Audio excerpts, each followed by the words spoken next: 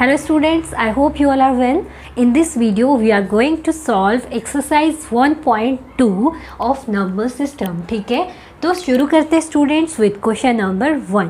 Question number 1 is saying state whether the following statements are true और false, justify your answer.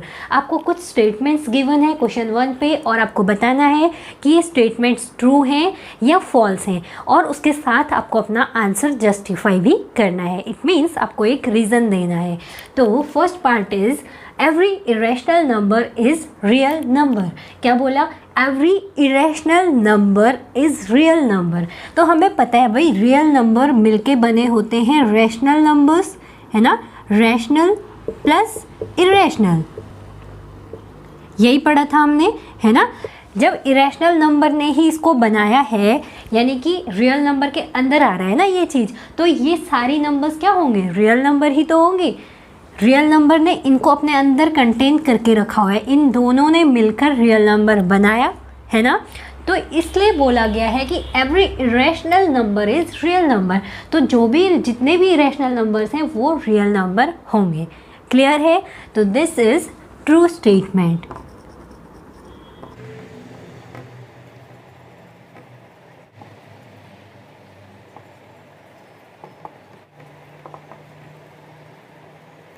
ठीक है students, तो हमने reason दिया कि ये स्टेटमेंट ट्रू है क्योंकि real numbers are combination of rational numbers and irrational numbers. Real numbers जो होती हैं वो कॉम्बिनेशन होती हैं रैशनल नंबर्स का और इरेशनल नंबर्स का. ठीक है. और दूसरी बात आप ये भी बोल सकते हैं कि जो इरेशनल नंबर होती है ना उसको हम नंबर लाइन पर शो कर सकते हैं. It means this number is real number. हमने क्या बताया था कि हम हर एक ऐसी नंबर को जिसको भी हम नंबर लाइन पर शो कर सकते हैं वो नंबर क्या है? रियल नंबर है. तो इसका मतलब अगर हम इरेशनल नंबर को नंबर लाइन पर शो कर पा रहे हैं तो इसका मतलब क्या है कि वो एक रियल नंबर है. ठीक है. और इरेशनल को हमने शो करना अभी अभी सीखा हुआ है ना. तो इरेशनल नंबर्स इसीलिए हमने बोल दिया कि ये रियल नंबर हैं. तो आप इन दोनों रीज़न में से कोई भी दे सकते हैं. एक हमने लिख दिया, दूसरा आप खुद से लिख सकते हैं कि since we can represent irrational numbers on number line so irrational numbers are real number. या फिर बोल सकते हो कि every irrational number is a real number. ठीक है. तो अब हम आते हैं अपने सेकेंड पार्ट पे क्वेश्चन 1 के. ओके. तो स्टूडेंट्स हमारा सेकेंड पॉइंट है every point on number line is of the form root m where m is natural number. आपको बोला गया है कि नंबर लाइन पर जितनी भी नंबर्स होती हैं वो सारी नंबर्स क्या होती हैं? रूट m की फॉर्म में होती हैं. और जो रूट m है दिस इज़ नेचुरल नंबर. ठीक है. जो रूट m है वो कैसा नंबर बोला उन्होंने? Natural number. तो देखिए नंबर्स तो हमें नेगेटिव भी मिलती हैं और पॉजिटिव भी, ज़ीरो भी, और साथ में इसमें कैसी नंबर्स भी होती हैं? रूट 2, रूट 3, इस तरीके की नंबर्स भी होती हैं, है ना. और साथ में हमने p/q की फॉर्म वाली नंबर्स भी दिखाई थी यानी कि जो रैशनल नंबर्स होती हैं. ये सारी मिलके हम इन सब को नंबर लाइन पर रिप्रेजेंट कर सकते हैं. तो क्या जितनी भी नंबर हम शो कर पा रहे हैं वो रूट m की फॉर्म में हैं? तो अगर चेक करो, देखिए अगर 1 की बात करें तो इसे हम रूट 1 लिख सकते हैं. 2 की बात करें तो इसे हम रूट 2 लिख सकते हैं, है ना. अगर 3 की बात करें तो दिस इज़ रूट 3. तो क्या इस रूट 3 को जो वैल्यू निकल के आई वो तो हमने यहाँ शो कर ली. तो इसका मतलब पॉजिटिव वाली नंबर्स तो हम शो कर पाए. पर अगर हम नेगेटिव नंबर्स की बात करें तो क्या ये भी रूट m का स्क्वायर रूट है जहाँ पे कि m नेचुरल नंबर है? तो इसका आंसर है नहीं, है ना. और इसी तरीके से अगर हम बात करें रूट 2 और रूट 3 के बीच में इनफाइनाइटली मैनी नंबर्स होती हैं. क्या बोल सकते हैं हम कि इन दो नंबर्स के बीच में इनफाइनाइटली मैनी रियल नंबर्स हो सकती हैं. और इन नंबर्स जो इनके बीच की जो नंबर्स हैं उनको रूट m की फॉर्म में हम नहीं दिखा सकते जहाँ पे कि m क्या है? एक नेचुरल नंबर. कंडीशन थी ना कि रूट m की फॉर्म में दिखा सकते हैं या नहीं, जहाँ पे कि m क्या है? Natural number. तो अगर इन नंबर्स के बीच की बात करें तो क्या उन नंबर्स को हम कभी भी रूट m की फॉर्म में नहीं लिख पाएंगे जहाँ पे कि m नेचुरल नंबर हो. तो इसका मतलब दिस स्टेटमेंट इज़ फॉल्स. ठीक है ना. तो इसको लिख लेंगे with statement and reason. Okay.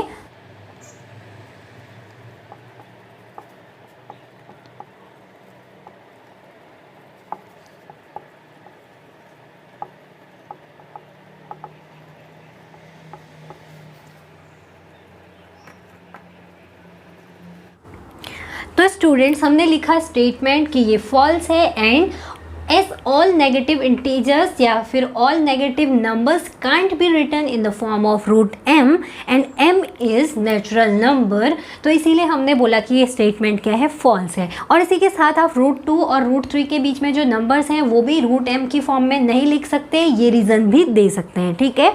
तो दोनों रीज़न ही सेटिस्फाइंग हैं। जिस तरीके से इसके लिए हमने 2 रीजन्स दिए थे, ऐसे इसके लिए भी 2 रीजन्स हो गए। आपको जो ज़्यादा सूटेबल लगे आप उसको लिखिए, ठीक है, जो आपको अच्छे से समझ आ रहा हो।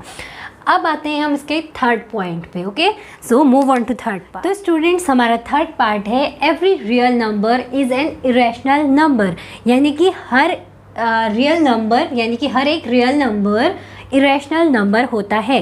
तो क्या ऐसा होता है, देखिए रियल नंबर तो हमने अभी अभी बताया था कि real number is combination of rational numbers plus irrational numbers, है ना, यही बताया था। तो रियल नंबर तो दोनों से मिलकर बनी होती है, तो इसने क्या बोला कि इरेशनल नंबर से मिलकर बनी होती है, every real number is an irrational number. तो ये बात हो गई फॉल्स, क्योंकि रियल नंबर रैशनल्स के साथ भी मिलके बनी होती है, रैशनल्स प्लस इरेशनल, है ना। और रैशनल में कौन कौन सी नंबर और होती हैं, रैशनल के अंदर आती हैं इंटीजर्स, और इंटीजर्स के साथ साथ हम बोल सकते हैं होल नंबर्स और नेचुरल नंबर्स, ठीक है। तो समझ आया बेटा, तो इसको लिखेंगे with statement this is false.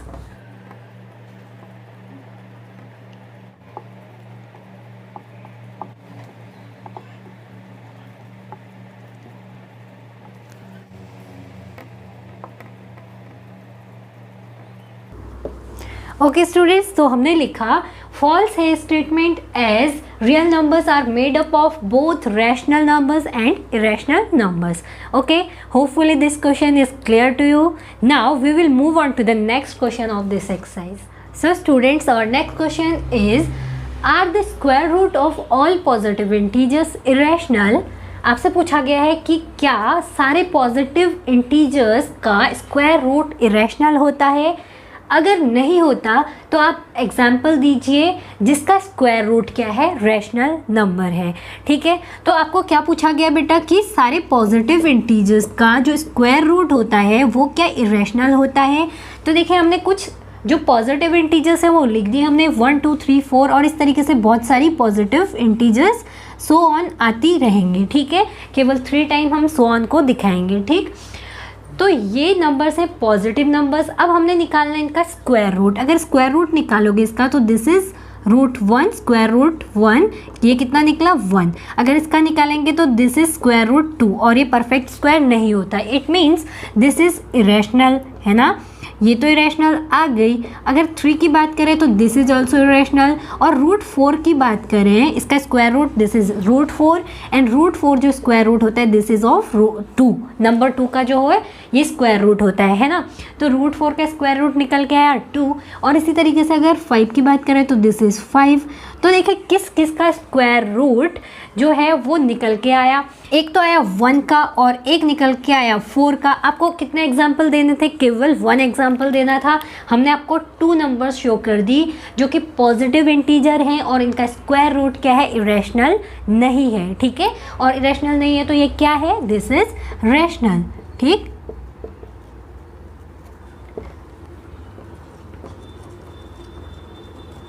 ठीक है ना, सेटिस्फाई हुआ हमारा क्वेश्चन। क्वेश्चन ने यही पूछा था are square root of all positive integer irrational, क्या सारे पॉजिटिव इंटीजर्स का जो स्क्वायर रूट होता है वो इरेशनल होता है। तो हमने बोला नहीं होता है, और नहीं होता तो रीज़न दिया क्योंकि 1 का जो स्क्वायर रूट होता है दिस इज रैशनल, और इसी तरीके से 4 का जो स्क्वायर रूट होता है वो भी क्या होता है, रैशनल। ओके, तो इसको स्टेटमेंट के साथ लिख लेते हैं। ओके,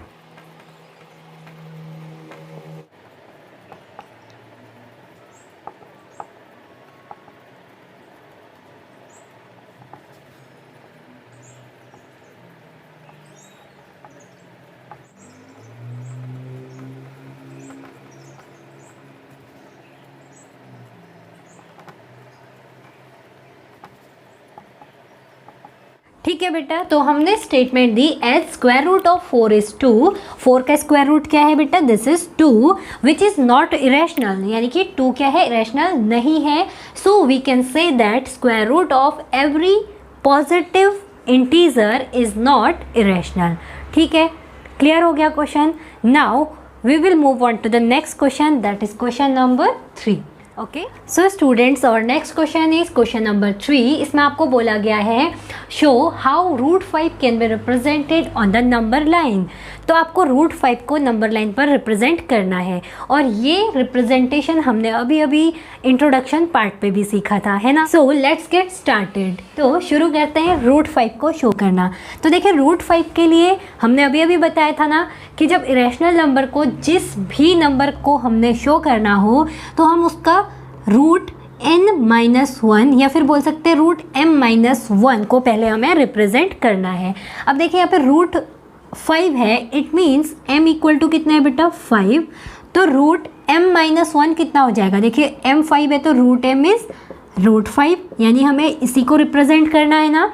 अब हमने निकालना है सबसे पहले root 5 - 1, that is root 4 and root 4 is we all know this is 2. इसका मतलब हम सबसे पहले नंबर लाइन पर शो करेंगे 2 को, यानी कि this is 1 and this is 2, है ना. तो ये नंबर लाइन पर हमने 1 और 2 ये दोनों यूनिट्स दिखा दी. अब हमारा काम क्या होता है? सबसे पहले हमने ले ली 2 यूनिट्स, यानी कि यही बात थी ना. देखो सबसे पहला स्टेप क्या था हमारा कि हमने जो भी नंबर दिखानी है उसमें से हम उसके रूट में से हम रूट m-1 करेंगे और उसे हम पहले नंबर लाइन पर शो करेंगे. तो हमने इस वाले पॉइंट से लेके यहाँ तक की डिस्टेंस ये हो गई हमारी 2. इसको आप बोल दीजिए O पॉइंट और इसको बोल दीजिए A. ठीक है, ये जो पॉइंट है दिस इज A. अब हमें क्या करना है? दूसरा काम, जो A पॉइंट है ना, यानी जो 2 डिस्टेंस है ना हमारी, ये सेंटर से O से लेके ये 2 यूनिट की जो डिस्टेंस है, इस 2 पर हमें परपेंडिकुलर ड्रॉ करना है और उस परपेंडिकुलर की लेंथ कितनी होनी चाहिए? दैट इज 1 यूनिट, है ना. तो जितना ये डिस्टेंस है ना 1, इतना ही हम यहाँ ऊपर ड्रॉ करेंगे. इट मीन्स ये हमने ड्रॉ कर दी और इस पॉइंट को बोलिए B पॉइंट. ओके, ये हमने थोड़ा मोटा पॉइंट दिखा दिया पर आपको फाइन वर्क करना है. ओके, अब तीसरा काम क्या है हमारा? We will join this O point and this B point, यानी कि हमने इस पॉइंट को क्या करना है बेटा? ज्वाइन कर लेना है. ओके, ये पॉइंट हमारा ज्वाइन हो गया. अब हम क्या करेंगे? देखिए हमने ज्वाइन कर लिया. अब हमें पता है दिस लेंथ इज़ 2, ये 2 यूनिट्स है ना, तो ये लेंथ कितनी हो गई? 2. और ये जो हमने परपेंडिकुलर ड्रॉ किया इसकी लेंथ थी 1, है ना. ये लेंथ कितनी है? 1, यानी A से लेके B तक की लेंथ है 1. Now we will use Pythagoras theorem. ठीक है, और पाइथागोरस थ्योरम के अकॉर्डिंग ये हाइपोटेन्यूज है, ये बेस है ना, और ये परपेंडिकुलर है. तो यूज़ करेंगे पाइथागोरस थ्योरम. देन क्या हो जाएगा बेटा? OB स्क्वायर यानी hypotenuse square equal to base square, यानी कि बेस कितना है बेटा? OA, है ना. OA square, this is base, plus perpendicular is AB square, है ना. तो ये हमने यूज़ करी पाइथागोरस थ्योरम, जो कि होती है क्या? Hypotenuse square equals to perpendicular square plus base square. यही होता है ना बेटा. तो हमने ये यूज़ किया. अब वैल्यूज पुट करिए. OA इज़ 2 एंड 2 स्क्वायर बन जाएगा. AB कितना है? 1, तो ये 1 स्क्वायर. तो सॉल्व करेंगे तो OB स्क्वायर कितना मिलेगा हमें? 2 2 = 4 और 1 5, यानी 4 + 1 मिल रहा है. इसका मतलब ये मिला 5. तो बेटा हमें OB स्क्वायर तो मिल गया कितना? 5. हमें OB स्क्वायर तो नहीं चाहिए, हमें क्या दिखाना है अभी? OB की लेंथ निकालनी है यहाँ पे, है ना. तो OB इक्वल टू कितना हो जाएगा? It will be root 5. तो ये रूट 5 निकल के आया. दिस वैल्यू इज OB, है ना. OB की जो लेंथ निकली दिस इज रूट 5. अब हमने ये OB की लेंथ भी नहीं निकालनी थी, हमें निकालना क्या था? हमें शो करना था इस रूट 5 को ऑन नंबर लाइन.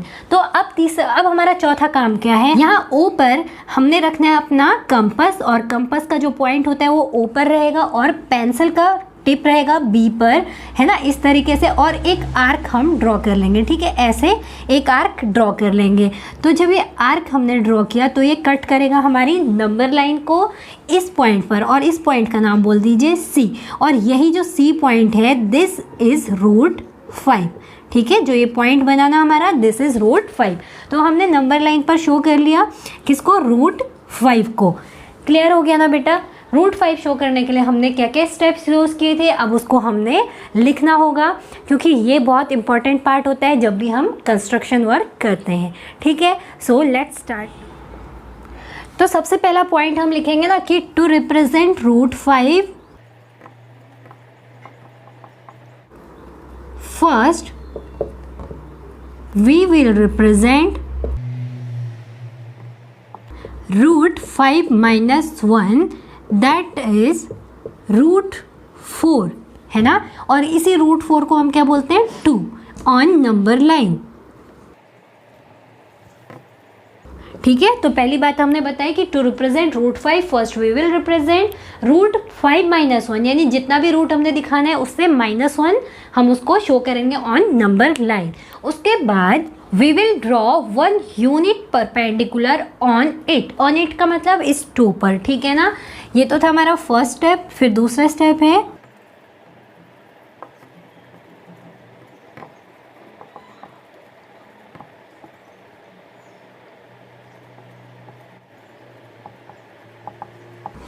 तो बेटा हमने दूसरा पॉइंट लिख दिया, we will draw a unit perpendicular on point A, और ये ए पॉइंट कौन सा है, जो कि 2 यूनिट्स की लेंथ है फ्रॉम पॉइंट ओ, है ना।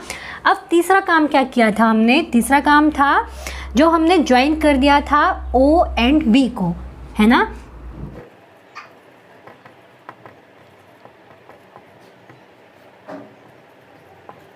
तो तीसरा पॉइंट हमने बताया now join points O and B, यानी ओ और बी को हमने ज्वाइन कर दिया। उसके बाद फोर्थ स्टेप क्या था बेटा हमारा, हमने क्या किया, with the help of compass हमने एक आर्क ड्रॉ किया, और उस आर्क ने जहाँ पर नंबर लाइन को कट किया that point is root 5। Okay, सो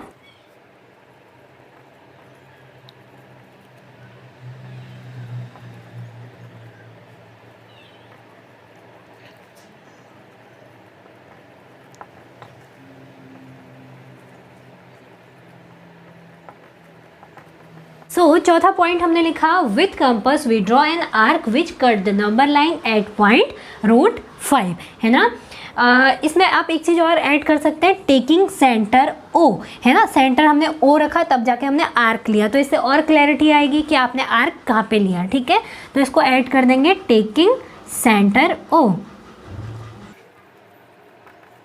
ठीक हो गया बेटा। तो ये हमने कंस्ट्रक्शन वर्क भी कर लिया और शो करा दिया रूट 5 को ऑन नंबर लाइन। ठीक है, तो इसी तरीके से आप बहुत सारी नंबर्स को भी रिप्रेजेंट कर सकते हैं, और इसके साथ साथ आप जो आपने वर्क किया उसको भी स्टेटमेंट के थ्रू दिखा देंगे। ठीक है, so now we will move on to the next question. Okay, तो स्टूडेंट्स आते हैं इस एक्सरसाइज के लास्ट क्वेश्चन पे, जो कि है आपने बनाना है स्क्वायर रूट स्पाइरल। ये आपके लिए एक क्लासरूम एक्टिविटी रखी गई है, तो इसको आप हल्का सा आइडिया ले लीजिए कि आपने इसे कैसे करना है। ठीक है, आपको बोला गया है एक पॉइंट ओ है और यहाँ से एक यूनिट लेंथ आपने ले ली, और कहाँ तक ले ली, पी पॉइंट तक। ठीक है, ये एक यूनिट लेंथ है और इस पॉइंट को हमने बोल दिया P1। क्या नाम दिया, P1। अब इस P1 पॉइंट से एक परपेंडिकुलर ड्रॉ करो बोला उन्होंने, और पॉइंट P2 उस परपेंडिकुलर की लेंथ जहाँ तक 1 यूनिट आ रही है ना, तो उस पॉइंट को हमने नेम दे दिया P2। ठीक है, अब इसको हम ज्वाइन करेंगे। ठीक है, ये सारी चीज़ें हम इरेशनल नंबर जब शो कर रहे थे नंबर लाइन पे तब हमने किया हुआ था ना। अब इसी तरीके से देखिए, अब क्या बोला है, अब क्या करोगे आप, ये जो P2 पॉइंट है इस पर एक परपेंडिकुलर ड्रॉ करें।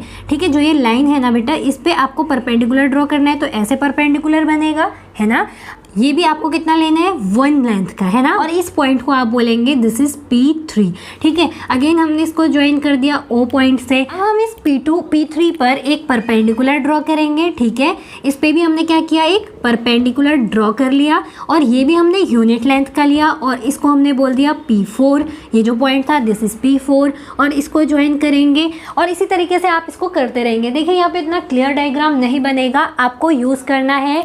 एक तो आपने जो परपेंडिकुलर ड्रॉ करना है उसको प्रॉपर कंस्ट्रक्शन से आप परपेंडिकुलर बनाएंगे और इनको स्केल से ज्वाइन करेंगे। तो ये फिगर आप एग्जैक्ट फिगर नहीं मानेंगे इसे, ठीक है ना। ये केवल एक आइडिया दिया गया आपको कैसे हमें करना है इसे। पॉइंट ओ लिया सबसे पहले आपने क्या की, यूनिट लेंथ ड्रॉ कर ली और उस पॉइंट को बोला P1। फिर इस P1 पर आपने ड्रॉ किया परपेंडिकुलर, और जहाँ तक इसकी यूनिट लेंथ आई उस पॉइंट को बोला P2। तो आपने इस तरीके से देखा ना कि ये कैसे सीक्वेंस बन रहा है, P1, P2, P3, P4, और इस तरीके से बनते रहेगा कहाँ तक, Pn तक।